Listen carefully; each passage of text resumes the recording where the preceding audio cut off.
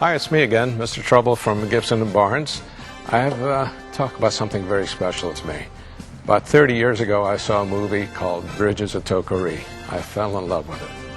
As a young man, I envisioned having a G1 with the patches. Well, where did you start collecting patches in those days? Long story short, the boss at Gibson Barnes, Jim Wegge, cut me loose to do a project. And I headed for that Toko patch. I had a good friend, Mike Constable, who had access to some of the original patches and name tags. Plus, since the company does work in movies, supplying movies and television shows, make it long story short, I got the patches, the originals.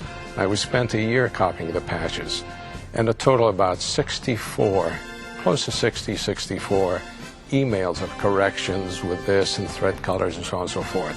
So what you see here is results of our patches, 2 of them. We will show you the finished jacket at a later session. There again, it took a lot of work to be done overseas with the same type embroidery machines they used in the 50s. Now, there again in Japan, they had a different style. Everything was solid embroidery in those days, in the early days, as opposed to Vietnam and post-Vietnam. In other words, if you had a blue sky, they would use a blue piece of cloth and embroider the key points on it. That was it, maybe bordered with a lock stitch or something close to that. But in Japan, everything was heavily embroidered. Now, the interesting thing is the film was shot on a cruise in the 50s, on a Pacific cruise. A movie company went aboard, did all the filming, so all the patches you see in the movie were actually used by the squadron. Now, what we call the Oriskany patch is not, I repeat, is not the original Oriskany carrier patch. What would happen, someone in the crew would go in town and decide to do a generic carrier patch and say, well, I want 50 or 40 of these, whatever, and hand them out. That was it. It was never officially approved. It was used in a movie, it was used by the squadron, and yes, we copied it. As I said, it took about 64 emails to get everything spick and span to where I wanted it. They are machine embroidered.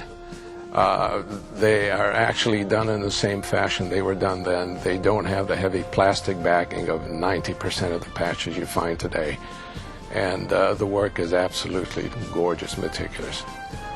Now, VF192, as you notice on the patch, it does have the dragon. They got to be known as the Golden Dragons because of the fame from movies, of course. And you see the carrier in the background on the high seas. They said later versions did change, but they basically kept the carrier and the dragon.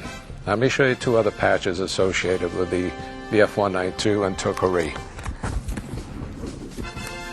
This is the unofficial, what we call the Oriskany patch. What you see on board on the carrier, those brown loops, those blue loops are the folded wings of Corsairs and aircraft. It's hard to distinguish until you start looking closer. Everything's solid embroidery of the carrier on high seas with the aircraft. Now let me go to the 3rd one. Okay, the CAG-19 is Commander of Air Group 19. Now, this batch was the one used in the movie. There were 2 versions at the time of this batch. The only difference was that the background sky was more towards a silvery, and another version is more towards a baby blue, which we used. It denotes the squadron. They adopted the old Roman helmet, even though it's a football helmet. CAG-19 is the Commander Air Group 19. This was their patch. And the only variants, at the time they had 2 variations of this. One had the more of a silvery sky, grayish, and this one, which is more of a baby blue sky, identical patch. In closing, I'd like to thank you all for being with us. I'd like to thank Bill and Claudia Allen and the Allen Airways Museum for making all this available to us. If you'd like to know more about our products, go to www.gibson-barnes.com. I'm Dave Marshall. Thank you very much for joining us. Bye-bye.